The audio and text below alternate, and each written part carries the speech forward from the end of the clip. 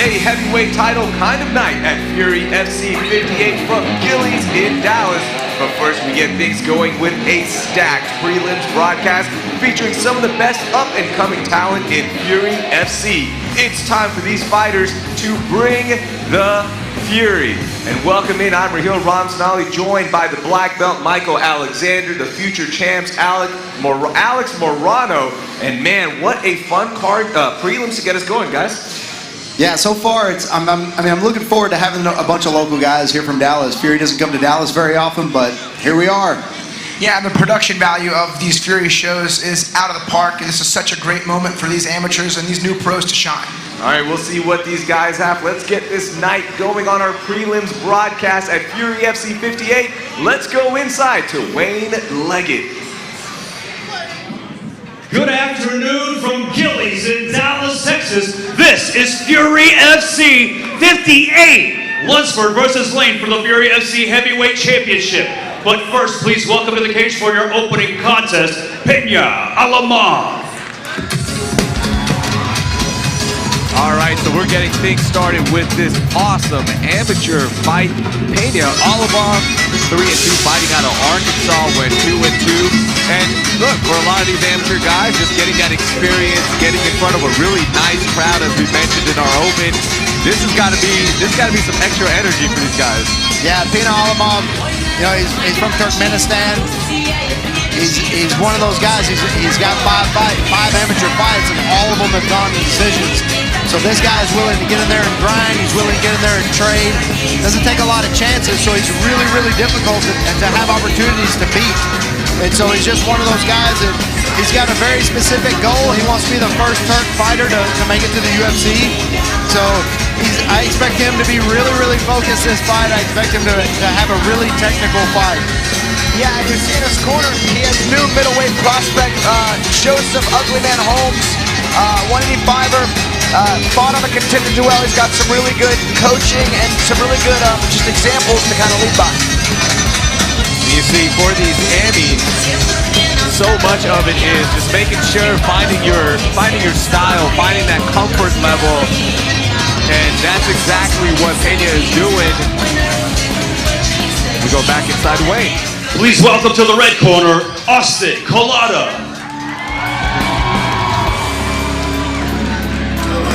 Austin Collada making his way here to the cage. Yeah, Austin very excited to get out here to the cage. Basically coming out here naked. He doesn't want any preparation to get into that cage. He's ready to go in there. Also following the new CDC guidance, mask off. I like it. Here we go, Austin. That was for the culture. Yeah, you see a really experienced corner and just some like Dallas kind of locals. Johnny Bedford, you know, fought in the UFC, but he's actually found his home in bare knuckle fighting, which is awesome. Yeah, he's their featherweight champ. Oh yeah, and you see Victor Ramia, who also, you know, has just been on the scene for a very long time. We were talking about, you know, he's right up there with like Evan Cutts and those guys who have been fighting on the main card. So you got two really fun, well-matched up amateurs, and they both have their very respected coaches on their side. We look at our tail on the tape, brought to you by Buckbox. Equal height, the reach advantage goes to Peña Alamov, and the weight, of course, both guys did make weight, which is nice, and this amateur card gets going. Let's go to Wayne. Ladies and gentlemen, your opening contest is scheduled for 3 rounds in the Fury Amateur Series Featherweight Division. Introducing first, fighting out of the blue corner. This kickboxing grappler stands 5 feet, 9 inches tall, and he weighed in officially at 144.6 pounds. Fighting out of Mary, Turkmenistan. He holds an amateur record of 3 wins, 2 losses. This is Peña Alamov. And introducing his opponent across the cage, fighting out of the red corner. This mixed martial artist stands 5 feet, 9 inches tall, and he weighed in at a perfect 145 pounds. Fighting out of Fort Worth, Texas, he holds an amateur record of 1 win, no losses. This is Austin Collada. Your referee in charge of the action, Aaron Menard. Nice representation from the local fight fans, Fort Worth here, Dallas, of course, and both of you guys so well versed in all the fight gyms here, and of course you guys do train out of a couple as well. We'll talk about that as we go throughout the night, but our first fight of the night in our Fury FC Amateur Division, Alamov, Kalada. Let's get it going. You know, Kalada looks like an athlete, but Alamov's got a really big frame for a featherweight. Yeah, I was thinking as they were calling out Austin's weight, I was thinking, man, he could easily go down to 135 or maybe even 125. He's very, very lean, but he's also very, very young at 22 years old. Still has some time to work those things out, and this is the level to do it at the amateur level. Yeah, and he's like an athlete. He's good muscular. But I'll tell you, Alamov, you know, using that kickboxing kind of style, he's really utilizing his range well. I was curious if we would see that, you know, due to his style. And he's already landed a good spinning back kick. Some good strikes. Nice little overhand there from Austin. Just misses Pena. Yeah, you see Alamov, he's a very technical striker, but he does have his hands down just a little bit. Austin's hit him a couple times with that overhand right. Something they may have seen. There's a lot of film out there. We have 5 fights as an amateur. There's a lot of film out there on you. It's easy to kind of watch and see what your tendencies are. This is where I was excited to see when this fight does go to the ground, who's going to get the advantage here. As you mentioned, athletic frame for Pena, but Austin, nice, strong build as well. Yeah, nice. He's a big, tall 145er, especially in comparison to Austin. Notice Austin's right hand, he's got a wrist ride on his opponent here. If he can free up his other hand, he can probably land some pretty good shots. And you can see Alamov he understands that. He's actually looking for some wrist control of his own. Those wrist rides, I use them in jiu-jitsu all the time, and every time I get a good one, I tell my guy I'm grappling, hey, this is an MMA grip, it's a nightmare, and they can feel it. And this is what I'm talking about. Notice Austin got his hand free, and now he's able to land some pretty good right hands as he hits another mat return. Really good, strong grappling for Austin. First round. That choke looks deep right there, guys. guys. Is in. If Austin can free up that left hand, he can finish this fight right now. Yeah, this is trouble right here for Pena. In a little bit of trouble right now. He's doing the right thing by keeping that one arm away from the other, but he really needs 2 hands on that one arm. Yeah. Trying to fight each arm with one hand each. That's an appetite or a recipe for destruction there. Yeah, this is truly a battle of wrist control from both fighters. Differences, Austin Kalada is on top winning, you know, the positioning battle. But if either guy loses wrist control, it could spell trouble. 6th amateur fight for Alamov, and some of that experience may be showcased there. That don't panic, you know, the hands haven't connected yet. Yeah, Alamov doing a good job of that Kimura sweep there.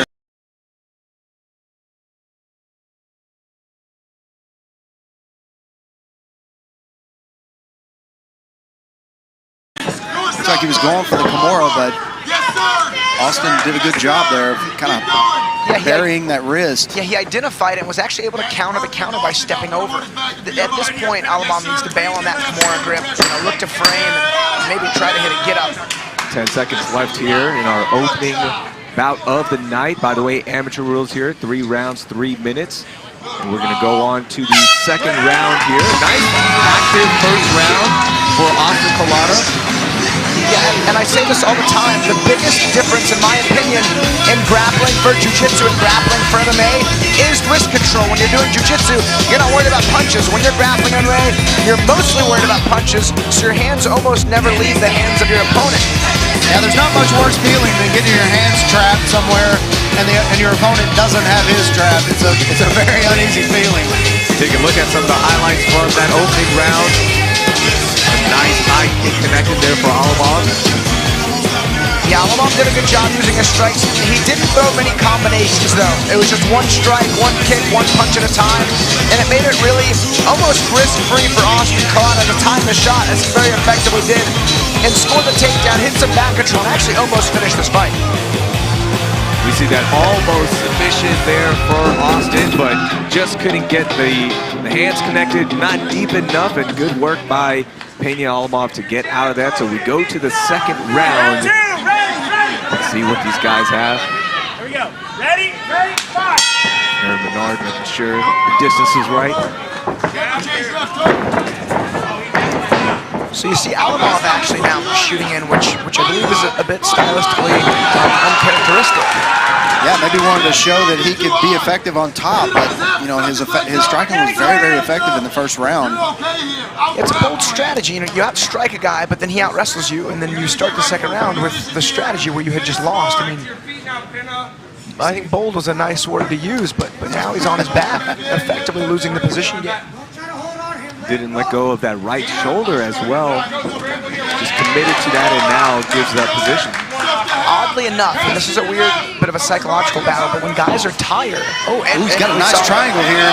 I stand corrected. Alamov with a fully locked-in triangle choke. Yeah, and those long legs, he's very flexible. He's got those long legs. He has to pull down on the back of that head. Austin's in a little bit of trouble here.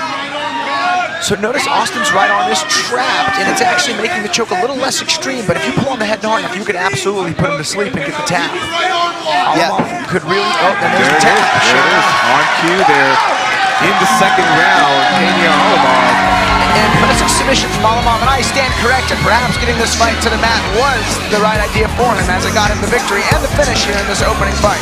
Yeah, maybe he just needed to be facing him and be on the bottom because whenever he had his back, he wasn't very effective at recovering his guard.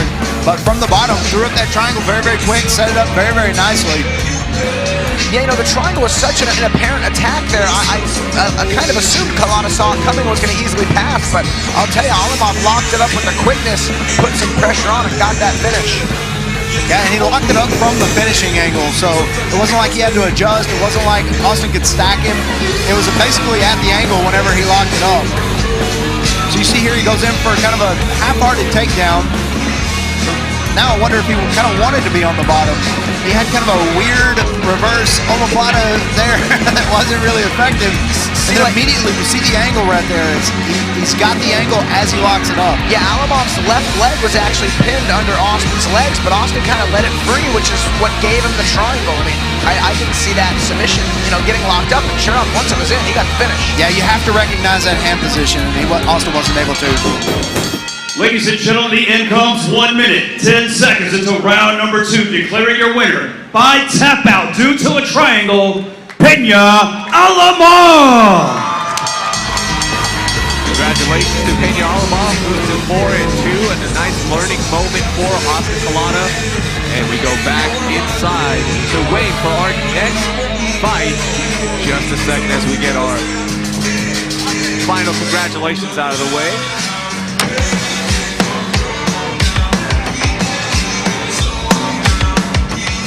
Please welcome to the blue corner for your next fight, Juan Malto. All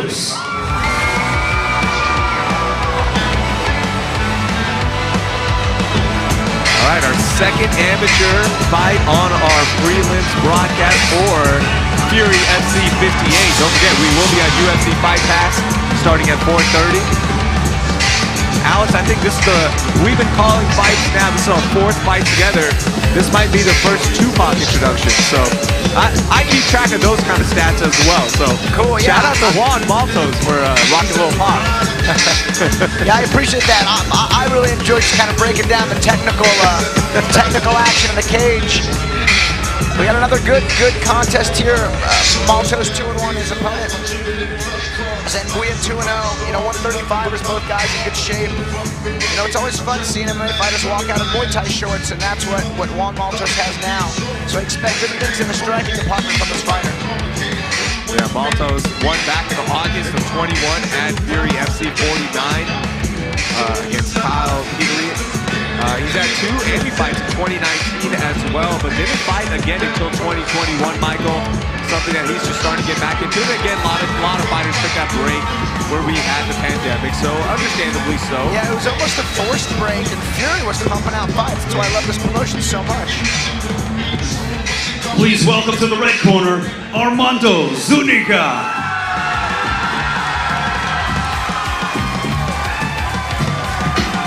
And Zuniga, a 2-0 record in his amateur career so far. Excited to watch this kid, heard a lot about him. He's a kid that grew up training, you know, that next generation of fighter, training in BJJ, striking, so growing up around the sport. Yeah, he's one of those really deceptive blue belts. He's a blue belt, but he wasn't eligible to be a blue belt until he was 16, but he's actually been training jiu-jitsu since he was 9. So this dude's been training as long as I have, and he's 20 years old. So he's one of those guys that's very, very deceptive. He did some straight boxing stuff whenever he first started training, and then, kind of got into MMA and really wanted to get into it after he met Rich Franklin. And so Rich Franklin was the light heavyweight champion, the middleweight champion at one time in the UFC. He met Rich Franklin. I guess Rich Franklin said something to him that did some magic, and ever since then, his goal's been to be a world champion. We see Bedford out there again, cornering it.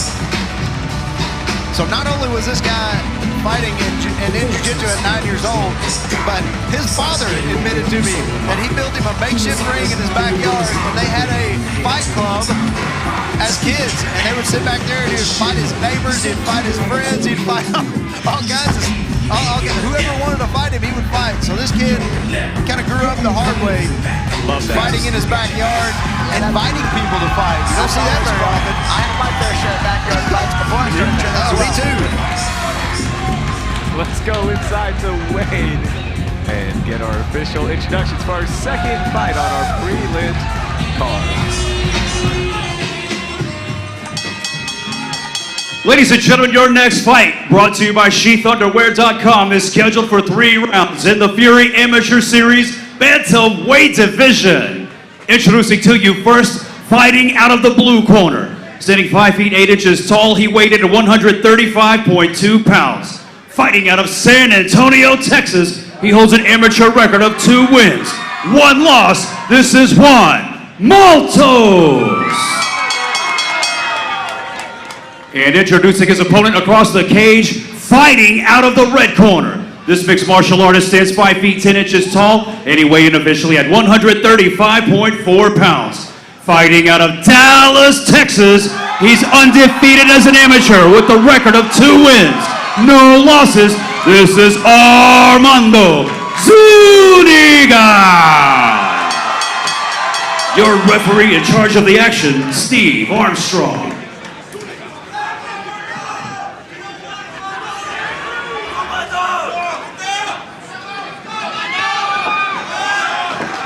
Final discussions. And here we go. Juan Malto's Armando Zuniga. Love the energy in this in Gillies today, man.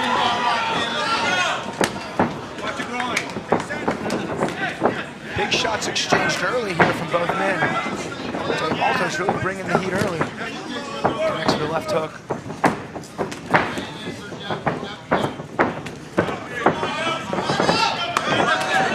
The reason he's wearing those blue tie shorts, nice kicks as you mentioned, Alex, is really being active with the lead side. That inside kick, that left hook, which sets up that right hand. He could get a little tired throwing a bit straight, but I'll tell you, he's connected. nice exchange in the center. I love the 2 guys ready to bang. Get that experience from these guys. Touch him. Yeah, really good body there from Zuniga. And you saw Malto's return actually with the back fist. Some fun exchanges. I'm seeing this one going off the round. These guys can keep it on the feet. Now both guys connecting well, and you can feel the energy coming from this Fury crowd. You can feel the energy of these fighters wanting to fight on this card. Zuniga just landed 2 huge shots and then just spun Maltos around. Just a perfect style fight for both guys. I mean, they are great. Zuniga, as you mentioned, that nice connect to the right in that exchange. Had phased Maltos a little bit, but Maltos now recovered back, looks like. Yeah, Zuniga's fighting at a bit more of a conservative pace, and Maltos seems to be pouring everything into every exchange, which is good damage, but it's not a very sustainable pace. I'll see him slowing down here in the next few minutes. Yeah, and it seems like, we talked about Zuniga's past a little bit, and kind of how he grew up. Kind of a brawl like this, probably the last thing you want to get into with Armando Zuniga. He's maintained a really good, consistent pace. Another huge kick there from Malto's, but again, he's putting a lot of effort into every one of these strikes. His hands are pretty low. Yeah, you can see as he throws those kicks, he's kind of chambering those kicks and those punches kind of before he throws them. So he's forecasting a little bit kind of where he's going to go. And Zuniga will pick up on that as the fight goes on. And Zuniga's done a good job, good jab, a couple good body kicks. Those body shots are definitely going to help in paying off later against a high-paced fighter. It's definitely going to slow Maltos down, which we're already starting to see a bit of. About 30 seconds left in the first round of this amateur contest in our amateur division. Ooh, big left from Zuniga.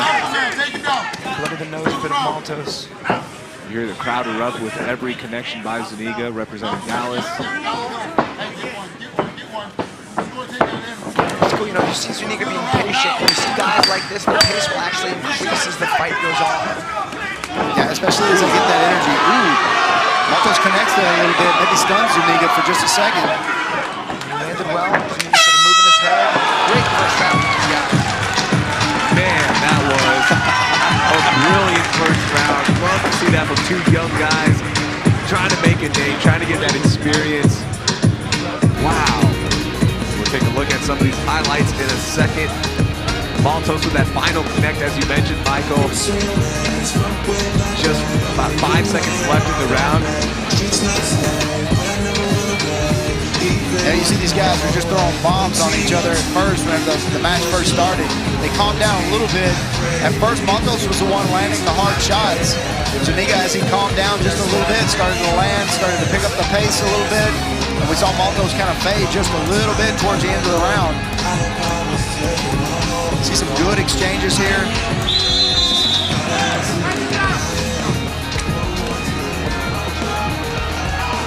Zuniga landed the cleaner shots, but Maltos was definitely the aggressor in that one.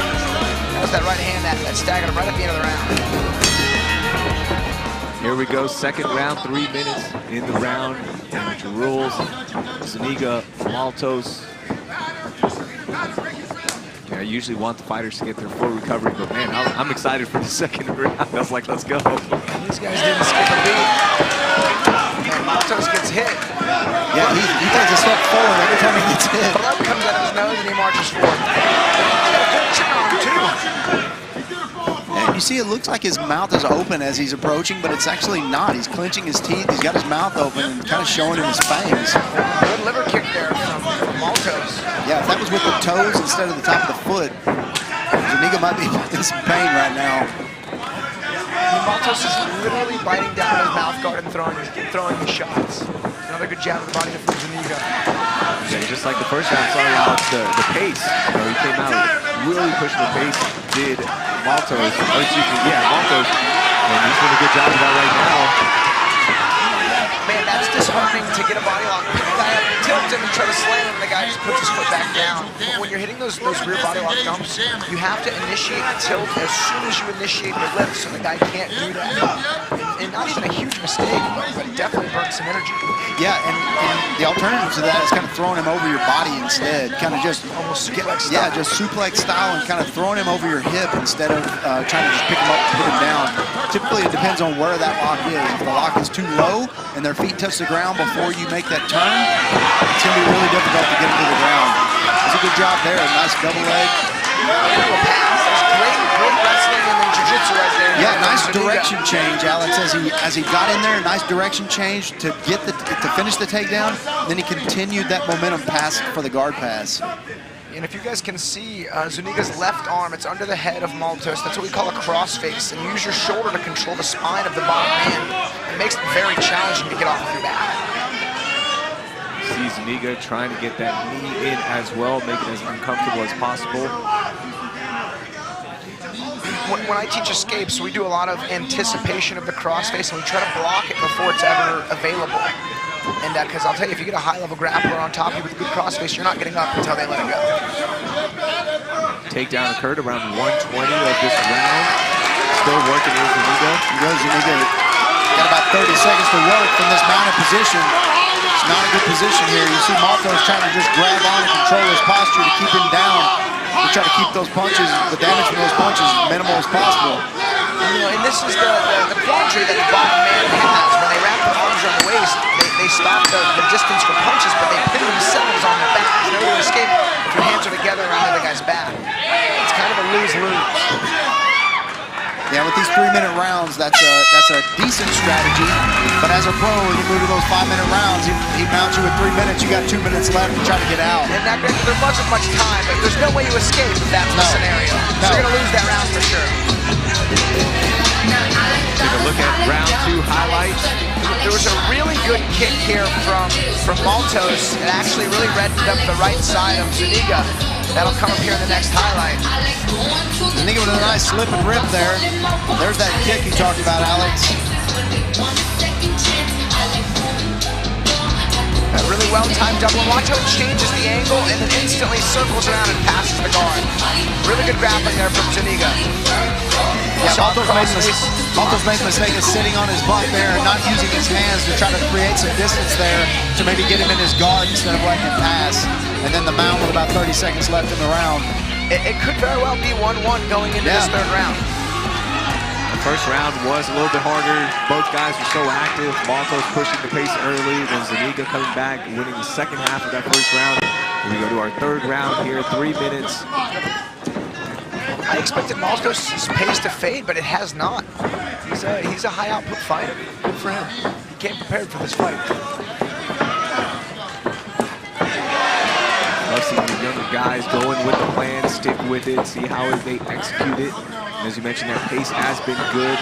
Outside of the takedown, of course, where Zuniga got him down for about 1:20. Pace has been outstanding. Nice connect there with the right. Both guys traded right hands. They did. Good fight. Kind of a land.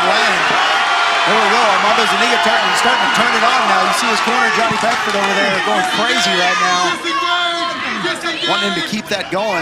Yeah, he was calling to disengage, to create some space and get the hands going again. You see some blood leaking out of Maltos' nose. Armando Zuniga has a replica UFC title belt in his room and touches it every day and says he's going to replace it with a real one before his career is over. Looks like he's on his way. Both guys showed so much inside the cage. By the way, so only our second fight on this prelims. What a great way to start the card. I'll tell you, it would really benefit Zuniga to throw a couple of combinations because he's landing clean and throws. And it's really going to be a third and fourth punch that I believe will actually be the finishing touch. Yeah, nice 2-punch combination there, but if he follows that up, you see Zuniga, Maltos' hands kind of drop after he connects because of the distance between them. If you close that distance after that 2-punch combo and start throwing again, it can be devastating for your opponent. Yeah, and then I also don't blame Zuniga for kind of getting in and getting out quick because I'll tell you, Maltos is throwing everything he has in all of the shots. So Zuniga's looking to stay out of that firing range as long as he can, which I don't blame him. Alex, early on in your career, when did you get comfortable with the counter punches? Because that seems like one of the big things where once you mastered that with these younger guys, that's when it opens up a little bit more, the game does. Yeah, I always, thought the most intimidating and challenging factor of professional mixed martial arts was like boxing and 4-ounce gloves, so I effectively made everyone's fear in the seats ridiculous and shaking. So I spent a lot of time focusing on that. And again, that was a fantastic level change and takedown here. He's in on a head nod choke. He's got 40 seconds to really squeeze. Malto shakes it off. He shakes it off for now, but that blood is not going to the brain little by little as he keeps his here. 30 seconds left in the final round. Zuniga needs to try to get his forehead down to the mat. He needs to try to work that down just a little bit further, work his head down. That's a technical mistake that he makes. If he fixes that just a little bit, this fight's over. Yeah, the flatter you can be, the better in those head nod chokes. Yeah, finishing strong here, Zuniga. Great fight from these guys. Man, that's about as good an amateur fight as you're going to get anywhere. Yeah, absolutely. A 3-round war between Juan Malto and Armando Zuniga. Beautiful to watch. We don't know what the future holds, but if you're at home and we have our notes, these are two fighters that I'm circling to watch out for in the future in Fury FC. And we take a look at round 3 highlights. Yeah, you'll see Zuniga actually stagger Maltos a couple times. There's a good right hand. Malto's going for that huge overhand right that Zuniga saw coming. Another good right hand there from Zuniga. Both guys well-rounded, but Zuniga being able to really apply his well-rounded game, the takedowns, the grappling, that I unanimous decision. And that final flurry at the end, that takedown that started off, we almost had the choke there, but then ended with the flurry of punches as well. You're right, that might be just enough, and we'll find out from the judges here in just a second. But man, that's tough. That's a tough one to score, and props to both guys. Yeah, I think the third round was the most clear-cut round for Zuniga. The other two could have gone either way, but I gave the edge to Zuniga in the second, and then maybe really close, but maybe Maltos in the first because he had that big shot right before the bell ring that almost put Zuniga on his butt. But we'll see what the judges say. Ladies and gentlemen, after 3 rounds of combat, we go to the judges' scorecards for a decision brought to you by Space City Collective. With scores of 30-18, 29-28, 29-28, your winner by unanimous decision, Armando Zuniga. Good fight from both these guys. Can't hang your head too much for Juan Maltos. Both guys congratulating each other. That was a fun amateur fight. Good way to get us going on our prelim card for Fury FC 58 live on Facebook, YouTube as well. Thank you so much for watching. We've got one more amateur fight left before we head to our professional prelims for those of you that are watching home. And let's go inside to Wayne. Please welcome to the blue corner, Gabriel Calvario.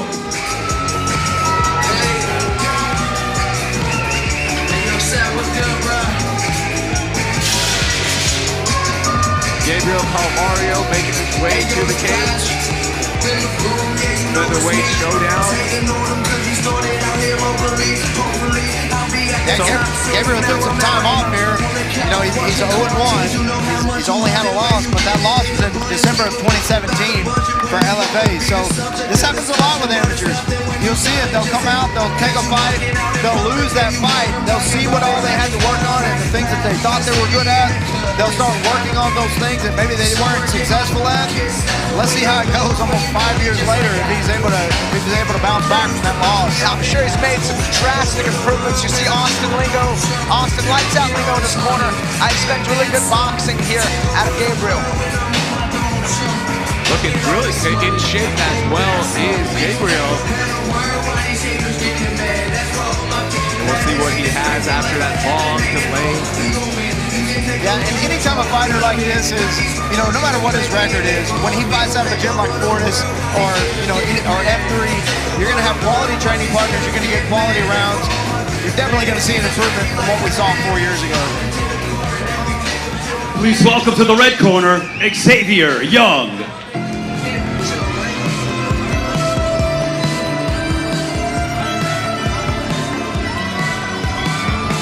Johnny Bedford keeping busy. Third fight, not of the night, but in a row. And I'm sure we got some more Fitness Fight Factory fighters coming out later.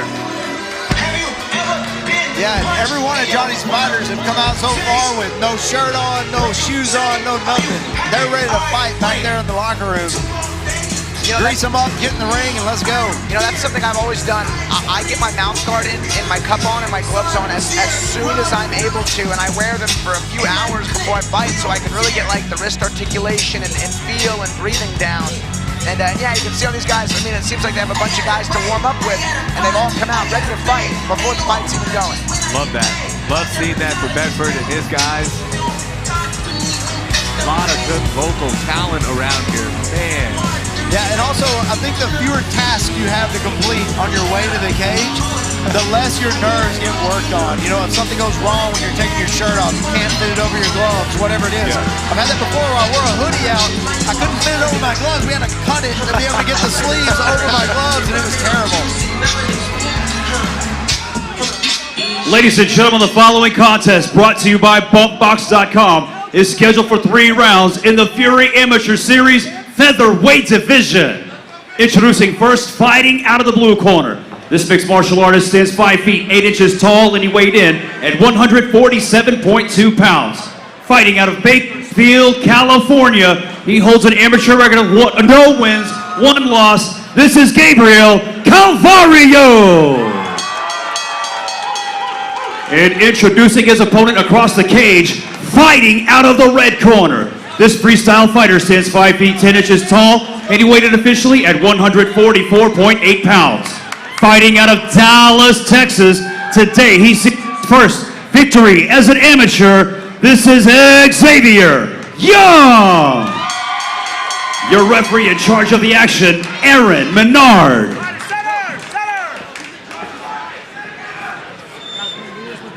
Final instructions there. Final prelim amateur bout also for us. Xavier Young, Gabriel Calvario. Referee Aaron Menard making sure everything's good. Yeah, you see cornerman Johnny Bedford over there talking to his guy Xavier Young, telling him to breathe. Looked like Xavier was over there holding his breath before the match even started. And then the second instruction he gave him was let those hands fly. Let's see if he does that. Nice straight punches so far. He's a little stiff. Gabriel's got a really good tight guard, which is going to be helpful because Xavier Stone's pretty strong shots. A lot of power behind the gloves of Xavier Young. Looks like Gabriel's looking to kind of move his head off that center line and throw those counter punches. Whether a punch comes or not before is irrelevant. It's always good. Yeah, it looks like both guys are willing to get in the pocket and exchange combinations there. Both guys seem to prefer almost a boxing style. See many kicks, she had a couple range finding inside kicks, but crazy. Gabriel lands a decent right hand. Puts Xavier on his heels. Notice the eyes of Gabriel. He's moving and slipping. He's making sure to keep his eyes on Xavier at all times. Xavier's sharp as well, but his guard's just a little more open. Yeah, good footwork from both these guys. You see them kind of cutting each other off. A lot of times with amateurs, especially whenever they get this boxing style, they fight this kind of fight, they're kind of chasing each other around the ring. Both guys doing a good job of cutting the ring off from the other one. These guys moving very, very well. Gabriel with another good right hand. That again put Xavier just kind of on his back foot. Gabriel just waiting, being patient, seeing what's opening up. Xavier more of a, I'm going to push the tempo, I'm going to try to land something attitude.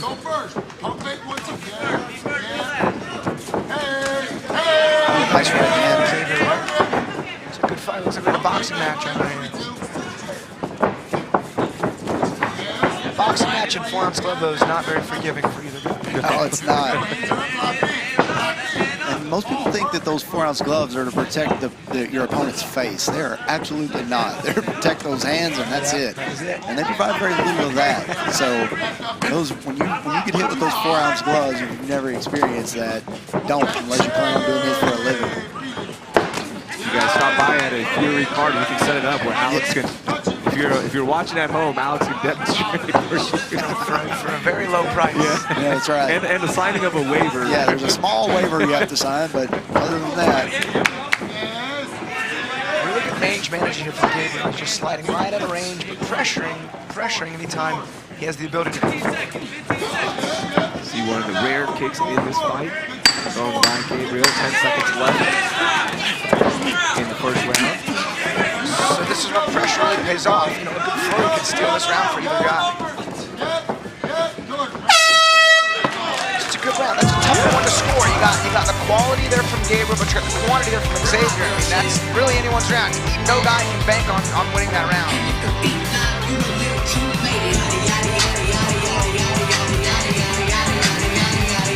I'm sure we'll see a couple of good right hands. Both guys narrowly missing in that exchange. Yeah, both guys kind of overextending their punches just a hair, and they would sit back just a little bit on those punches. They're kind of throwing them over the top and then leaning forward on that front foot. Takes away a little bit of the speed for combinations, but for the power, it's really, really good. Good jab from Xavier. That was the last little kind of flurry there from Gabriel to finish that round out. Yeah, both guys narrowly missing some big shots in that first round.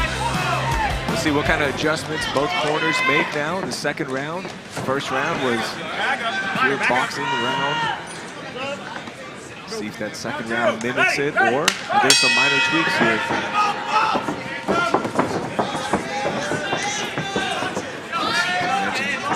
Calvario, last fought 2017. His first amateur fight. Yeah, and you can see both guys. It'll be interesting to see if there's a takedown in here, but both these guys seem very, very confident in their striking. Maybe Young try to get a little bit experimental there with his striking. Try that flying knee. Flying knee, and then he landed a decent right hand right after. I think the punch was more effective than him. Yeah.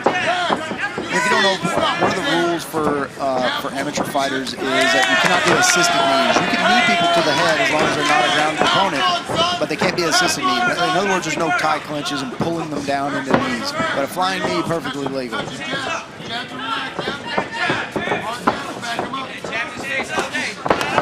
Guys content with keeping this standing up still.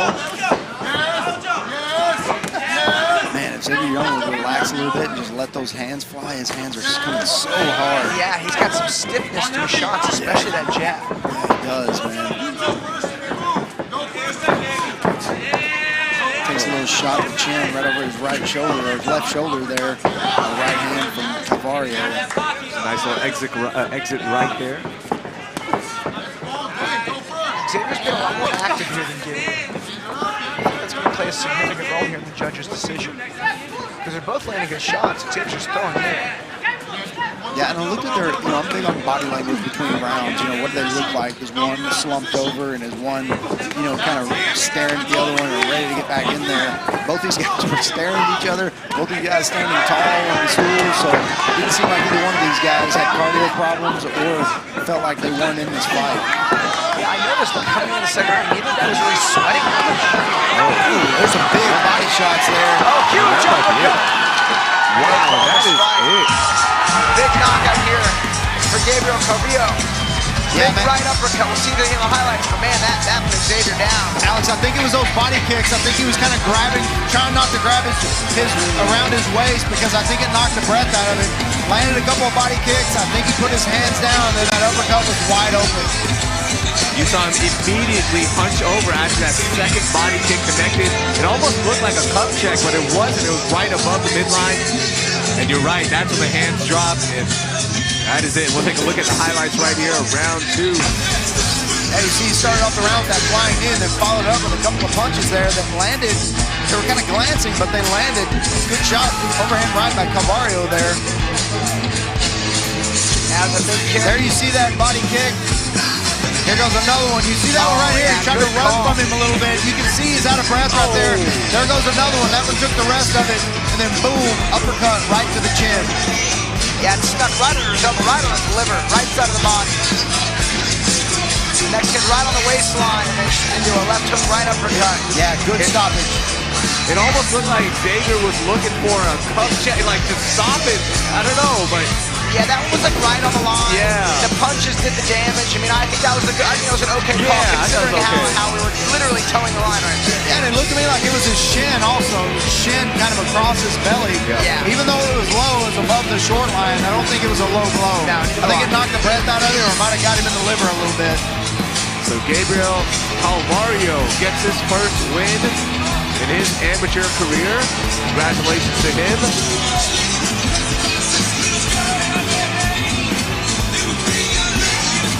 So that was a fun way to end our amateur part of the prelims.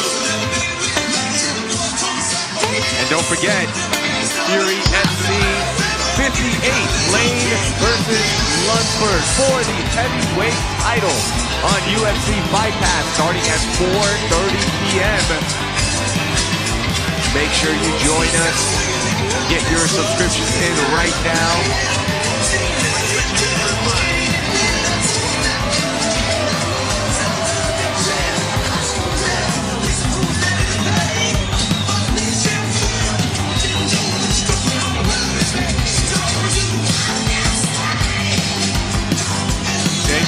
Xavier Young's corner still checking in on him, making sure he's good.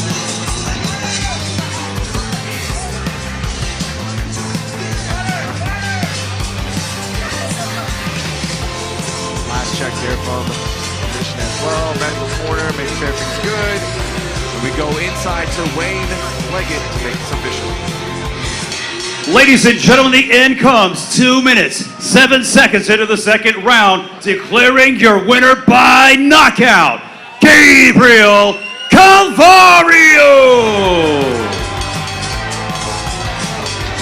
Yeah, huge win there for Gabe. It looks like he did some damage to Xavier's face. I think he's going to be dealing with a broken nose.